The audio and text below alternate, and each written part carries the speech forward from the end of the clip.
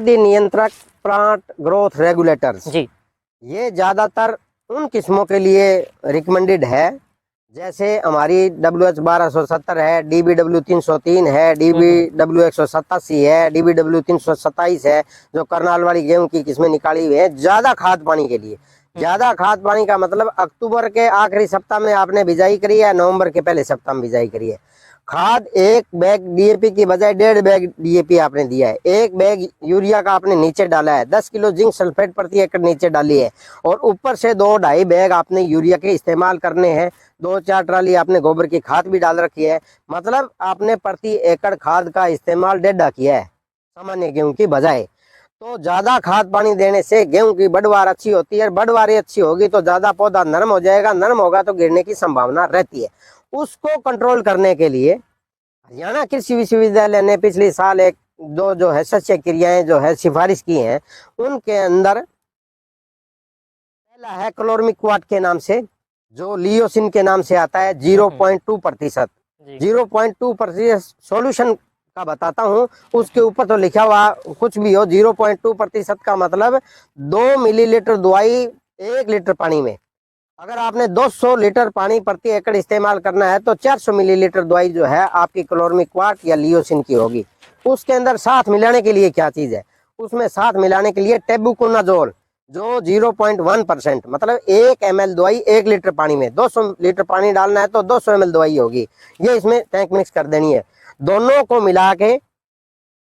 200 litre पानी में प्रति एकड़ आपने स्प्रे करनी है। पहली स्प्रे करनी है 50-55 दिन पर, जब तने की पहली गांठ बने। जिस तरह ये अभी आपको दिखाई दे रही है,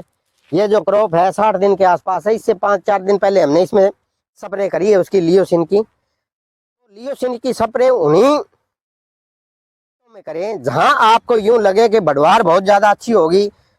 और आपका फुटाव बहुत ज्यादा है और आपकी जो फसल है घास की तरह दिखाई दे रही है, हरा चारा जिस तरह काटते हैं उस तरह की दिखाई देती हो, तो वहां पे 50-55 दिन पर तने की पहली गांठ पड़े उस टाइम एक स्प्रे करनी है। दूसरी स्प्रे आपने करनी है 80-85 दिन पे। 80-85 दिन जब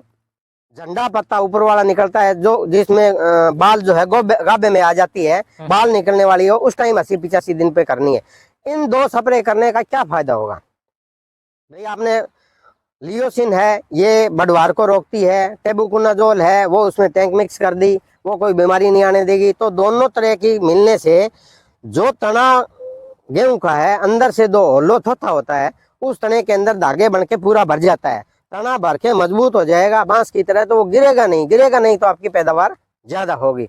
और कुछ किसान भाइयों के बढ़वार नहीं हो रही है, ड्राई एरिया में आपने रेतीली जमीन के अंदर भी 1270 लगा रखी है, फिर भी कहते हैं जी इसकी स्प्रे कर दें, जमीन दिखाई देने लग रही है, जमीन को ढका भी नहीं है, तो उसको ग्रोथ रेगुलेटर की स्प्रे करके उसको दबाना नहीं है।